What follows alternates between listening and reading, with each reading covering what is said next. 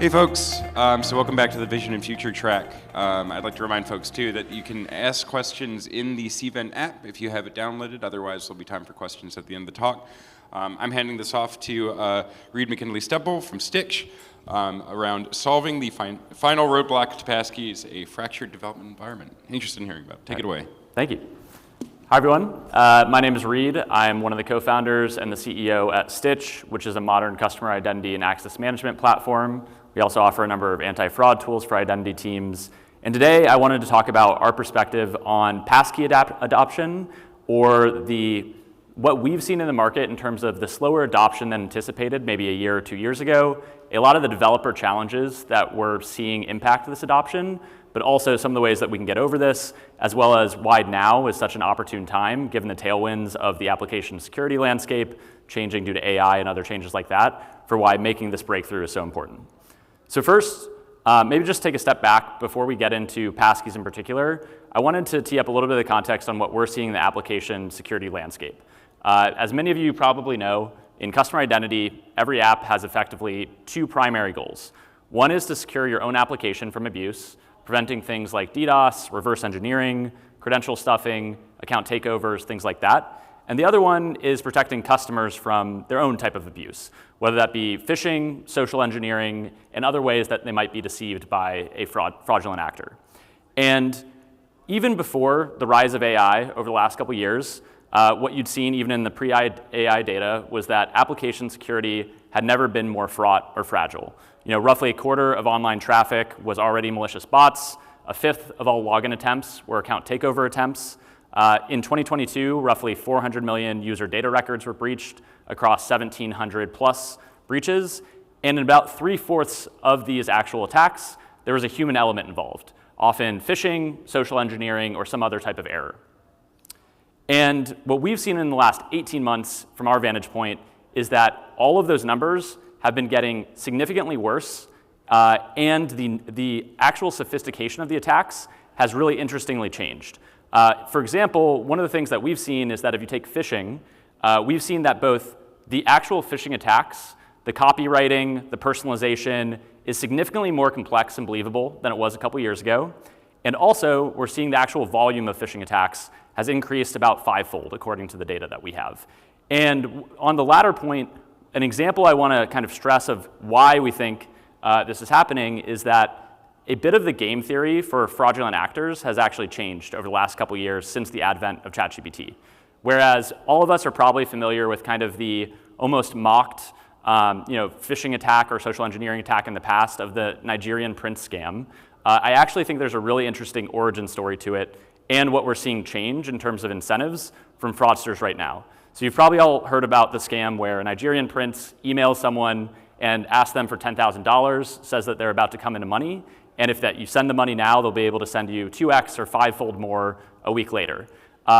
The actual research into why that was the intended attack from a fraudster that Microsoft Security did back in the early 2000s actually pinpointed the reason that was such an outlandish attack was that the absurdity of it was a feature, not a bug, of how fraudsters wanted to target the significantly most gullible individuals in an organization or in a consumer application, so that they only were dealing with people that they thought had a high likelihood of actually taking the ultimate fraudulent action of wiring money, versus wasting their time going back and forth with someone that might have responded to a slightly less outlandish initial email, but would have wised up over the course of 3 to 5 correspondence. And the reason I use that example is that what we've actually seen change over the last 18 months is that the net has been significantly widened, so that a lot of attackers are no longer just trying to attack those that they think are the least savvy or the most gullible. And the main change to that, from a game theory perspective, is that historically the reason they cared about making sure that they could have a smaller top of funnel and increase conversion of their victims was that there was human labor involved in the actual back and forth with somebody that they got on the line of a fraudulent attack. That's no longer the case anymore. A lot of them are just feeding the actual responses into GPT and getting a more human and often a better grammatical response to the person that they just ensnared in this initial phishing attack, now that they no longer need to worry about the actual cost of putting a human in the loop, also typically on different time zones historically than the person that they were targeting. And that's made possible mostly by attackers embracing AI just as quickly as businesses are for their own use cases. And an example of this is that if you look at the actual data from companies like Darktrace that monitor the different phishing emails that organizations and individuals are receiving, over the last year, the average linguistic complexity of phishing jumped by about 17% since the release of ChatGPT. And the reason I mention this is that obviously, as the threat landscape is evolving, it's getting more worrisome for a number of reasons given the tools at attackers' disposal. We theoretically do have the defenses to stop it, fortunately. Passkeys were not built just with AI and the way that these attack schemes would actually evolve in mind, but fortunately for us, we now have at our disposal a mass adoptable phishing-resistant authentication factor in Passkeys. We've had things like YubiKey in the past, but obviously there's a really high threshold of cost and usability to get somebody to use something like that versus an actual platform authenticator like a passkey. And what we've seen is that there have been some really nice wins in terms of adoption, in terms of logos. You have Gmail, Amazon, Stripe, Shopify, et cetera, that have started to adopt passkeys. But you probably, if you actually are monitoring or paying attention to the apps that you use on a daily basis, my guess is that a low double-digit percentage of the actual apps that you use on a daily to weekly basis have actually adopted passkeys so far. And even more so, what I'd call out is that a number of the big logos that are announcing they support passkeys are not actually providing what I would call a first-class experience. What I mean by that is that often the actual passkey adoption is tied to a user being aware of passkeys, going to the account settings page, enabling themselves for passkeys, and then using it going forward. That is still better than maybe the historical model where I had no option to do that, but that is not what's going to be driving actual consumer uptake if a user doesn't know what this is or why they should care about it. And so I give all of this context because in this moment in time in 2024, with what we've seen both generally in application security, but particularly over the last couple of years with how AI has started to fuel some of these more novel or magnified threats, it should be the perfect climate for passkey adoption and for passkeys to take off. So the question that we have and we ask ourselves, we ask the developers that build on our platform is, why aren't you guys adopting passkeys at a faster rate? What is holding you back? What is challenging? What do you find unintuitive around it? Or what are you waiting for? And so what I want to talk about is our opinion around the biggest friction that we see holding passkeys back and how we think we can get over that hurdle.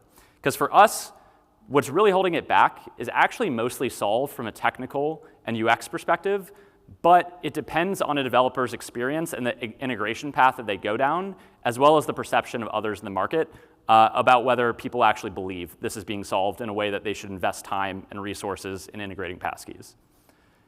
As an example, this was a very timely article from DHH last month that some of you may have read. For those that are unaware of who DHH is, he's the creator of Ruby on Rails. He still remains very influential in a number of developer circles. And one of his blog posts last month went viral that was titled, "Passwords Have Problems, but Passkeys Have More." And what's interesting around it is he details his entire experience at his company where they had made the decision early on to build their entire authentication system around passkeys. They found two things that led them to abandon it. One, they were surprised, and honestly, I'm not honestly surprised by his recounting of it, but they were extremely surprised by the complexity, especially on the back end and a few areas of edge cases on the front end of implementing passkeys.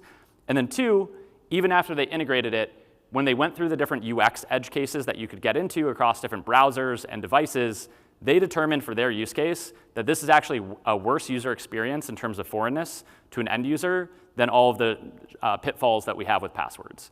And so the reason I bring this up is that I would say if I had to give advice to DHH, there actually were many ways he could have avoided the pain and ultimately could have been successful adopting passkeys. But I think we have to be clear-eyed about the fact that probably more engineers read this on Hacker News that month around passkeys than read many of the different blog posts that we have that are giving glowing endorsements of the conversion benefits, the security benefits, et cetera. And so where people are getting the source of their news from other developers, they're hearing this is an extremely painful process that I would both not recommend to you as an engineer at this point to adopt passkeys, then also are throwing water on the idea that passkeys are actually a better UX for end users. And what's unfortunate is that in some ways DHH is right, though I'll put an asterisk on that and I'll come back to it in a minute. The piece that he's right about is that integrating passkeys by hand can be a real complete mess for anyone that has a production scale app. The reason being is that if you are a developer that is tasked with the project of integrating Passkeys, here are just a few of the things, if you're not using an off-the-shelf solution, that you need to consider in terms of edge cases when you're integrating a solution. One, you need to think about how do you ensure an actual seamless UX across all the different platform combinations and permutations of your end user setup, such as device, OS, browser, third-party password managers. You have to figure out how you're going to handle account recovery and lockout fallbacks. You have to know what are the actual right defaults for passkey configuration when it comes to UX and security. And you also need to think about many different UI states beyond just registration and login, such as passkey management, adding passkeys, deleting them, etc. And so to go a little bit of a step deeper, I do want to kind of emphasize the piece here around developers having to anticipate the UX across all the different platform combinations that an end user might use. What is concerning here when a developer first comes to experience passkeys is that this is a very different mental model than typically any other piece of authentication that you might have integrated as a developer. Because historically, you're maybe not 100% agnostic about your end user setup, but all you really have to care about is, are they mostly on mobile? Are they mostly on desktop? How do I have to think about the use case across those? And that's kind of the extent of the end user setup that you have to think very clearly about. Now I have to think about what device are they using, what OS are they using, what browser are they using in those different models of device and OS. Are they using a third-party password manager? And how do I make sure that the passkey experience is going to work well on mobile and desktop across all of those different permutations and map those out? So as an example, even if you just look at the typical flow in a relatively happy path of what it takes to integrate passkeys, at the top layer of this, which is the actual consumer experience, I actually have to branch this as a developer and think through the different permutations that are going to have to change how I'm going to have to model around edge cases as I go to integrate passkeys. And what's different about this is that really there's really no other authentication technology where we expect this much diligence from developers to think through what are the ways that this could go wrong, how do I need to build around it.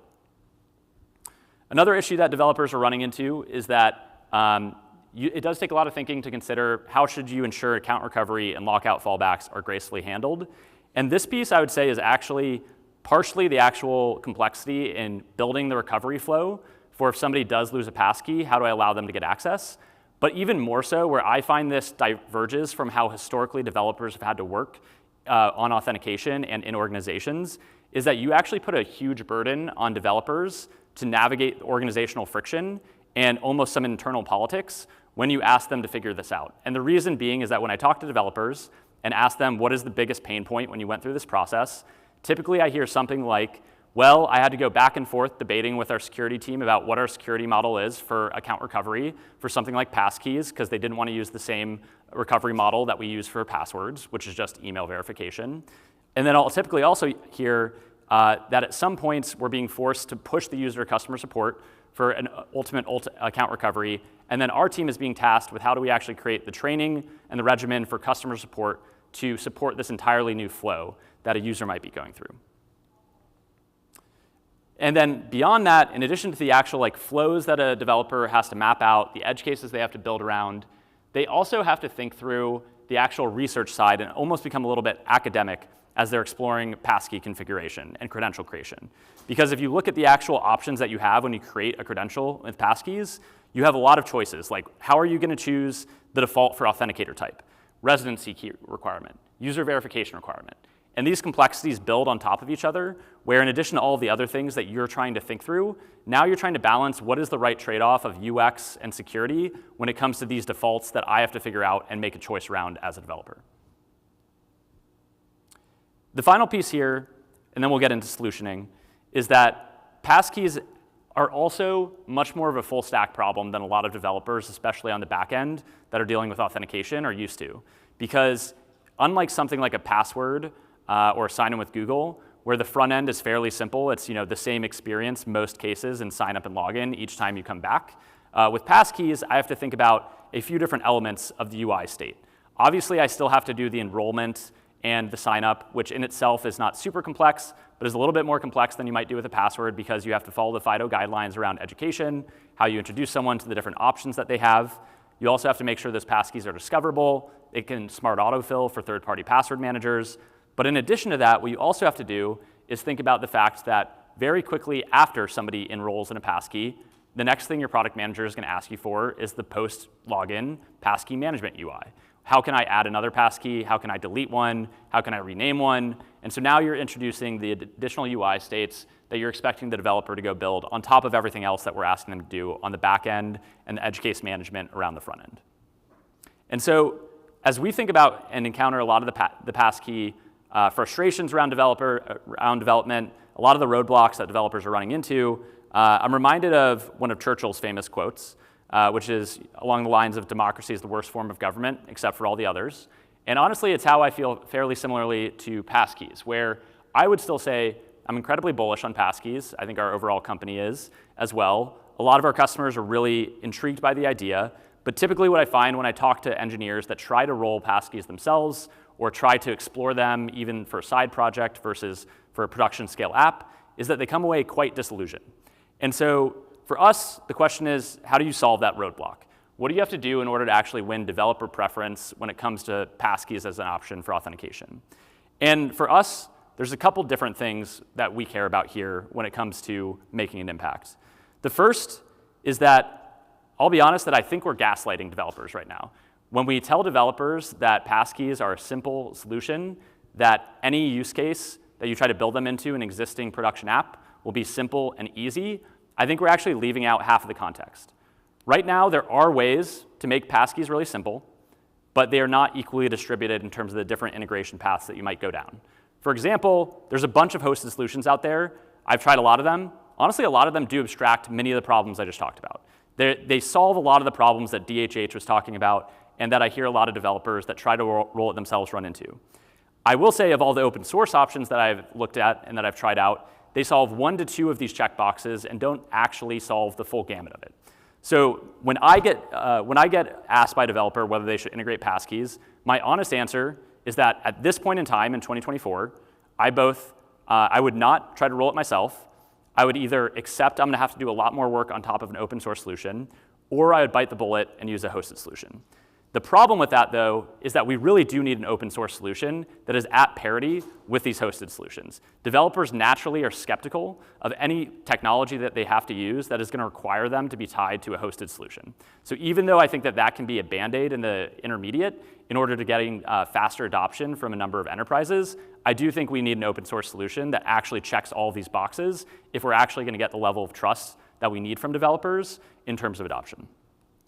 So when we think about being honest with developers about the mess that passkeys can become when you build in-house, and when I'm talking about the complexity here, I think one thing I want to stress is that it's a slightly different audience than some of the people that I talk to at a FIDO conference.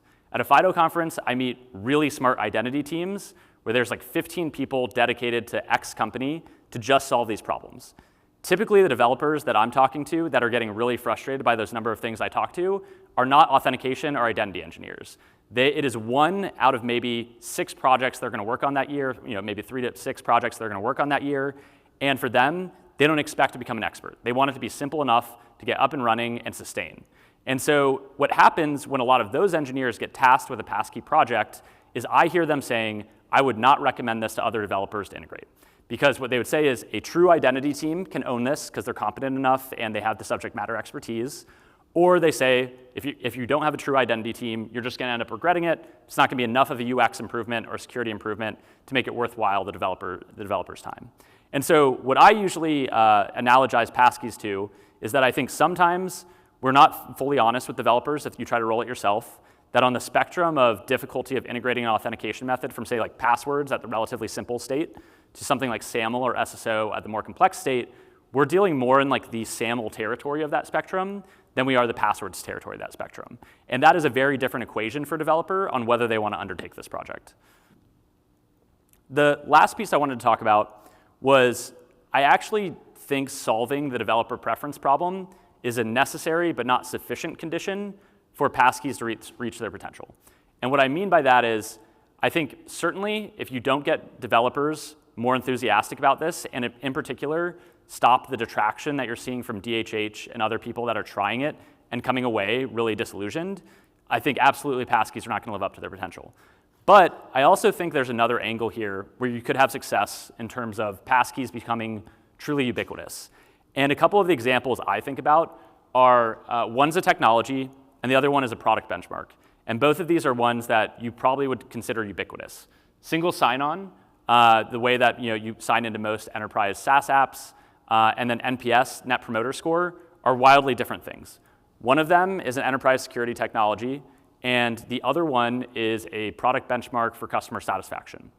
The reason I actually put these in a similar kind of frame of thinking through what could passkeys do to create and manufacture demand and effectively create escape velocity so they become ubiquitous, they become the standard, is that I think SSO and NPS are both examples of projects and technologies that effectively got escape velocity and popularity because there was enough organizational pressure and demand that beyond consumer or developer preference, they became a standard. What I mean by that is if you've ever sold an enterprise contract, you've probably realized that the IT team at the buying company requires that you offer single sign-on to your dashboard if you do anything sensitive. That is the single best organizational pressure that anyone can have for adopting something like single sign-on. No developer likes integrating single sign-on. That is not something that they would proactively choose to do. But with the right security standard and expectation from different partners in the ecosystem, it has become the standard for anyone that's working in enterprise B2B. Take for another example, Net Promoter Score, which is if you've ever received any of those emails, you probably got a half dozen already this month of how likely are you to recommend X product to a friend. That is Net Promoter Score. This has become the single most popular benchmark for how companies evaluate how well their product is loved and enjoyed by their customers. And the reason I mention this as a non-technology that's had a much bigger impact than maybe it deserved is the way that NPS effectively has become the standard that everyone uses is that it was invented about 20 years ago at Bain & Company by a partner who rolled it out to one company, then rolled it out to a few other companies of projects they worked on. And what they found was very quickly, the question came from other executives at different companies and boards of how can we compare ourselves, like how can we, Southwest Airlines, compare ourselves to United or ourselves to American Airlines, and how can we create peer benchmarks that allow us to know if we're doing better or worse. The other thing that was very clever from Bain is that they did find actual research that concluded that if your NPS is a standard deviation higher than your competitors in the own space, you're predicted to grow revenue 2x faster over the next decade. And so this became an actual board level mandate, which was that we are standardizing our customer satisfaction around NPS, and we are going to use it as a KPI that we hold ourselves accountable to on whether we're doing better than a competitor or not. The reason I mentioned this as an example, an SSO, is that the SSO one is probably pretty obvious to you what you could do around passkeys from a security expectation and standard to drive adoption. It's effectively how do you create the right guidelines, either at a federal level or an agency level in terms of the security practices that we're expecting applications to absorb and evolve into. How can passkeys be a key part of that strategy? And on the NPS side, an example of this would be one of the things I'm shocked by is that applications, for as much as they know growth, acquisition, retention matters, do not have a common benchmark for Amazon to compare themselves to different, to Shopify or different competitors.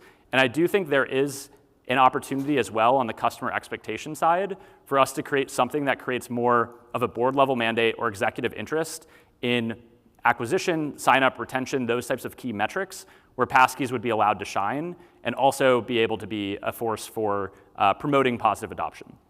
And so if I had to sum this up, effectively, the way we think about it is that solving a lot of the developer pain points is necessary but not sufficient. But if you truly want passkeys to reach their true uptake potential, I really do think we need to find better ways to manufacture demand, whether it's from a security expectation of how applications should be adhering to this similar to single sign-on, or something more driven by the product side of the org or the exec level of the org when it comes to are you actually doing right by conversion numbers for sign up, login, purchase, things like that.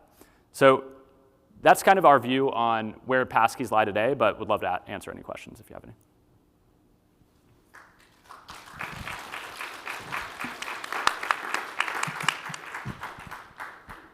Hey folks, so we have a couple minutes for questions if there's any in the audience.